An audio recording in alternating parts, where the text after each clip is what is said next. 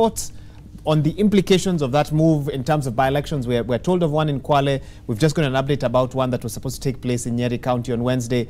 Can they happen and not be challenged in court? You know, one of the things we have to understand is that the commission is made up of 7 commissioners. Out of the 7 commissioners, Commissioner Akombe left sometimes last year. So it left behind 6 commissioners. Of the 6 commissioners, legally to have a quorum, you must have 5 commissioners sitting to make decisions.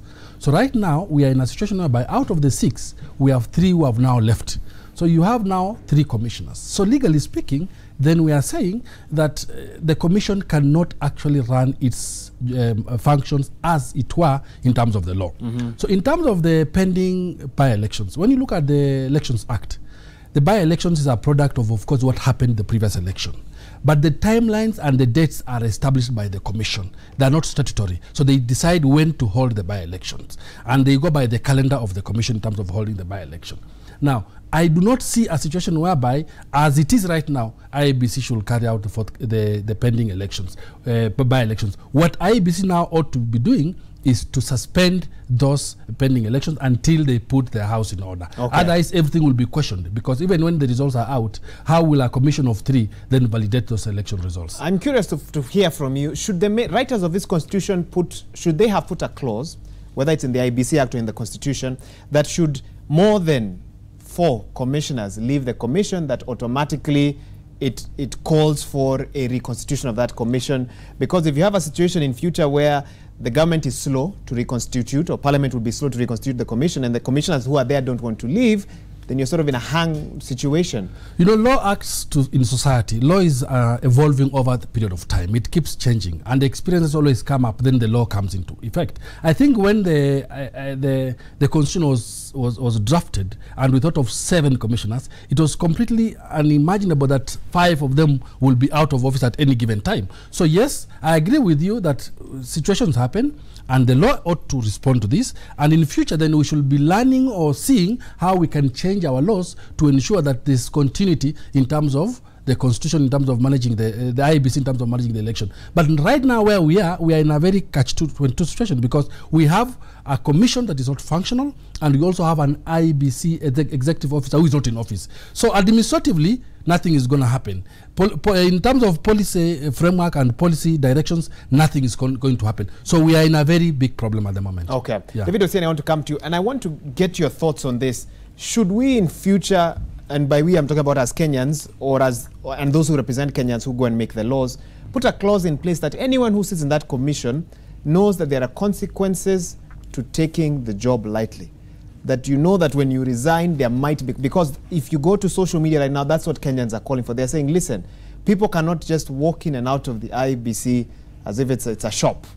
There needs to be that by the time David Osiany decides he wants to be in the next commission, he knows that should things go wrong, there's provision and consequences, for that, just to avoid the kind of situation we seem to find ourselves in. Again, let me get your thoughts on this. I think citizens should be a little more engaged in trying to, study the characters at the commission, look at how they're executing their mandate, and whenever there's a red flag of one person trying to serve the other interest, then they should run private investigations and go to the courts of law, like Omtata has been trying to do every time, to just say this character has ceased to, have his allegiance or her allegiance to the constitution, and instead is pursuing other political interests. As it were, getting laws that would be able to, compel people, punish them when they, how would we know, for example, that the commissioners who have left have taken their jobs, lightly?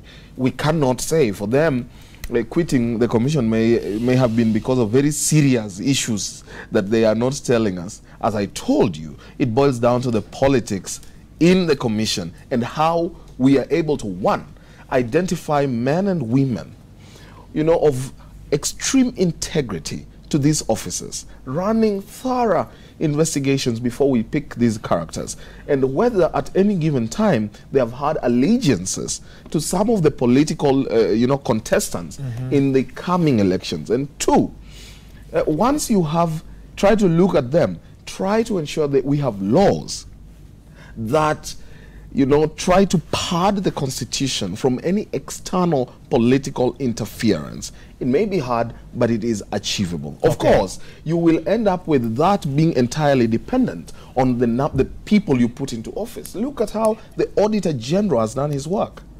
He didn't care. He has walked into State House and said, you misspent this amount. He has gone into the army. Now he's saying Parliament has never been audited. The army has never been audited. We must audit them and tell Kenyans this is how the money is used or misused. Never mind that after those audit reports, nothing seems to be happening. So he tells us 98 billion got lost in the Ministry of Devolution. Nothing goes on. He goes to Ministry of Health, says this amount disappeared, walks into State House, says the president overshot his budget of, you know, travel and allowances by this amount. Nothing happens. Now, but you're trying to say if we can get such men. If we can get such men and women of extreme integrity who will not shy from political, you know, office and who will not allow interference, because he has not even spared counties like his own county where he comes from in Siaya. He said, you guys have misused this amount of money, and that's about it. So that's what we expect. Gabriel, let me get your thoughts as well. Yeah, very quickly. You know, one thing that our constitution presents is a framework that's not static. And, you know, that brings in the power of our constitution. It's dynamic, and that's why you'll hear when you sit down, people are talking about how can we, you know, amend the constitution to put in this clause? How do we amend the constitution to ensure that we don't have such a vacuum that you're talking about? Because if you look at it at the grand scheme of things, it can actually lead a nation to catastrophe. For instance, in this hypothetical situation, imagine when people had started calling at one point, Chebukati, I think in October before the second election took place, for Chebukati to resign. Imagine Wahiga. He almost looked like he was about to actually... exactly. And his indecisive manner after Akombe left, you could tell there was some, you know, some air or some mood, if I may call it, where many people thought he would resign. Okay, this is an election being held by one individual, you know, at the masses of one individual who can say, you know what, this job is too tough, I'm resigning, without actually facing anything. So I think we should structure our laws to an extent whereby people are held accountable by the decision they do. Now, I'm not again advocating for individuals within the commission or any other independent body for them not to have what you call the nerve, you know, but there are people who are so principled. Like my good brother here will say, I am not breaking the law. I am not going against the political whirlwind. I will do that which is right. And sometimes you can be pushed to the wall so much that you just say, hang on a minute, I don't need this pressure anymore. And for that, as a matter of principle, I'm going to resign. So you're talking about somebody who has exhausted all the avenues of being heard. So I think if it comes to that, then that's something we need to sit down and debate. Okay. But as of now, I think we need to have very clear laws that would actually ensure this does not happen. Finally, Wahiga, this is very good for the people who are coming into these offices to understand. I have always said this time and time again, that at one point we must realize that the credibility of one's term in office must always be superior than the longevity of it. You can just be in an office for 3 months and we live to talk about the greatness that you've done in an independent commission for the rest of our lives. Unfortunately, it seems to be the other way around, the longevity. I know, everybody wants to be the focus. How long will I stay in the office? It seems both my guests here are talking about how to buttress or protect whoever will come in after this, you know, to lead the IEBC from political interference. Legally, what can be done to give them that safety, that assurance that they will be safe no matter what decision they make? Let me start this way, that public service is a thankless job. So whenever you are coming into public service, it doesn't look that way in Kenya. It is indeed thankless, especially when you're looking at, for example, IEBC. Look at the reforms we've done in IEBC. Since the Kuvitu left office, then came the double IEBC, then came the Hassan Commission, now the Chebukati Commission. Ask yourself why all of a sudden, or all over the period of time, we always have commissioners living in a half. It's because Kenyans, we are a very political nation. We believe in a political contest and we'll fight till the end. So we do have laws already in place, by the way. Look at the appointment of these commissioners. It's above board. It goes to parliament. They are vetted, what my colleague is talking about. We get people of integrity at the time they're coming into office. But when you come there, you become now a subject of politicians and you cannot navigate to go around politicians. So yes, it's a thankless job. As Gabriel said, when whoever comes into office next election, maybe it will be Gabriel, maybe it will be Olisa, maybe it will be you, Maura. just know that it's a thankless More job. likely these two. Do what you have to do within that given period of time. Right. Leave a legacy, but no one will thank you for anything. Okay. Hassan did a very good job. Do we really thank him for that? We don't thank him for that. And that's how So life is. to you feel already the law has provided the commissioners with enough support? Yes.